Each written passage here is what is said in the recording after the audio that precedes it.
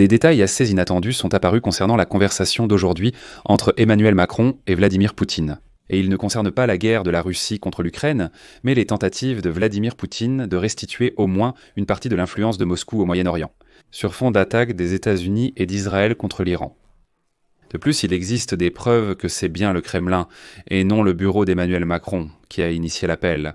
Selon le Kremlin, Vladimir Poutine a affirmé à Emmanuel Macron que l'Occident était responsable de la guerre de la Russie contre l'Ukraine.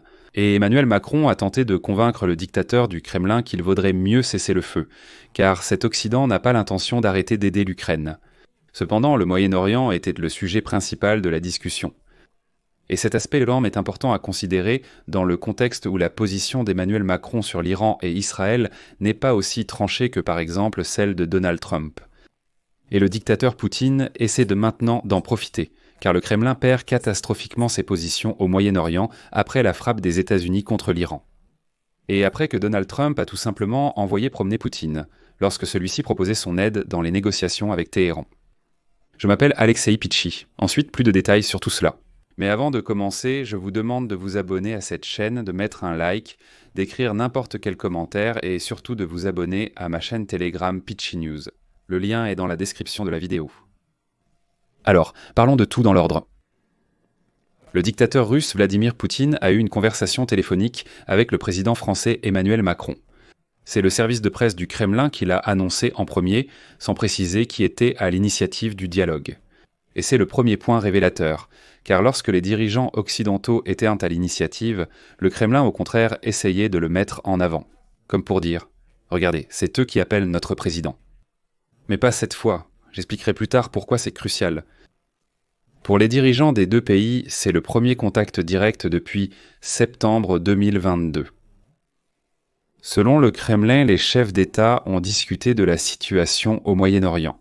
Selon les informations du Kremlin, Poutine et Macron ont souligné l'importance de respecter le droit légitime de Téhéran au développement de l'énergie nucléaire à des fins pacifiques et de poursuivre le respect de ses engagements au titre du traité sur la non-prolifération des armes nucléaires, y compris la coopération avec l'Agence internationale de l'énergie atomique. C'est le deuxième aspect important, nous y reviendrons. Soyez patients. De plus, d'après le communiqué du Kremlin, les parties ont discuté de la guerre de la Russie contre l'Ukraine. Vladimir Poutine a une fois de plus qualifié le conflit armé de conséquence directe de la politique des États occidentaux, qui selon lui auraient ignoré pendant de nombreuses années les intérêts de sécurité de la Russie. Ils ont créé en Ukraine un bastion anti-russe et ont encouragé les violations des droits des habitants russophones. De plus, Vladimir Poutine a accusé l'Occident de prolonger les hostilités soutenant le régime de Kiev avec diverses armes modernes. En évoquant les perspectives d'un règlement pacifique en Ukraine, Vladimir Poutine a confirmé les approches de principe concernant d'éventuels accords, qui, selon lui, doivent en prévoir l'élimination des causes profondes de la crise ukrainienne et s'appuyer sur les nouvelles réalités territoriales, rapporte le Kremlin. Emmanuel Macron a appelé Vladimir Poutine à un cessez-le-feu immédiat. C'est ce qu'écrit le média français en se référant au palais de l'Élysée. Et le président français a confirmé l'attachement constant de la France à la souveraineté et à l'intégrité territoriale de l'Ukraine. Je rappelle ici que la dernière fois que Poutine a parlé au téléphone avec Macron, c'était le 11 septembre 2022. À l'époque, la conversation a eu lieu à l'initiative de la partie française et, selon le Kremlin, il y a eu un échange d'opinions détaillé et franc sur la situation en Ukraine, avec un accent particulier sur les questions de sécurité de la centrale nucléaire de Zaporijia. Les chefs d'État ont également abordé la question de la sécurité alimentaire mondiale. En particulier, Vladimir Poutine a confirmé la position de Moscou selon laquelle les céréales exportées des ports de la mer Noire doivent être destinées en priorité aux besoins des pays en développement. Et après la conversation d'aujourd'hui entre Vladimir Poutine et Emmanuel Macron, le président français a appelé son homologue ukrainien, Volodymyr Zelensky. Les détails de l'échange entre les dirigeants français et ukrainiens sont inconnus, mais il aurait été constructif. Macron a informé Zelensky de sa discussion avec Poutine. Et c'est ici que commence le plus intéressant. Il semblerait que Vladimir Poutine soit à l'origine de cette conversation, et ce n'est pas fortuit. Remarquez comment le Kremlin met en avant la question de l'Iran et du Moyen-Orient dans son communiqué de presse.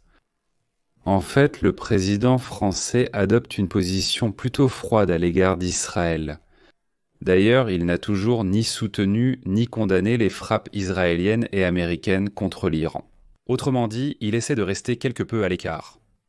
De plus, je rappelle qu'après le sommet, Macron affirmait qu'il suffisait simplement d'annoncer un cessez-le-feu entre l'Iran et Israël, peu importe que les objectifs d'Israël soient atteints ou non. Autrement dit, sa position est assez ambiguë, je dirais. Pendant ce temps, Poutine perd en fait de l'influence au Moyen-Orient et son alliance avec l'Iran est en train de s'effondrer. Je rappelle que Trump a déjà déclaré que, lorsque Poutine lui avait proposé son aide pour les négociations avec Téhéran, le président américain lui avait en fait répondu « Occupe-toi d'abord de tes propres affaires et au Moyen-Orient on se débrouillera sans ta sale gueule ». Mais il y a encore une autre raison pour que le Kremlin panique vraiment. Je vous ai déjà raconté que, selon l'accord nucléaire de 2015, la France et le Royaume-Uni, dans le cadre du Conseil de sécurité de l'Organisation des Nations Unies, ont le droit d'initier unilatéralement le rétablissement de toutes les sanctions globales contre l'Iran au niveau de l'Organisation des Nations Unies.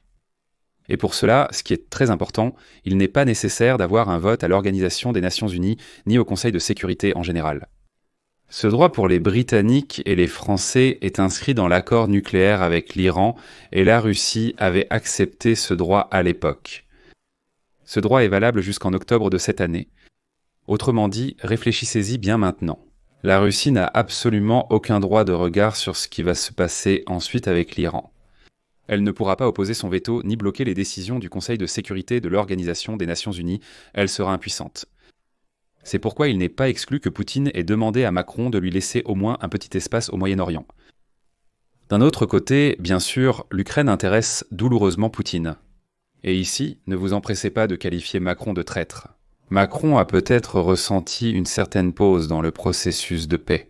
Et par cette conversation avec le dictateur, il crée un prétexte médiatique pour se montrer non seulement comme un partenaire de l'Ukraine, mais aussi comme un homme politique prêt à une diplomatie complexe.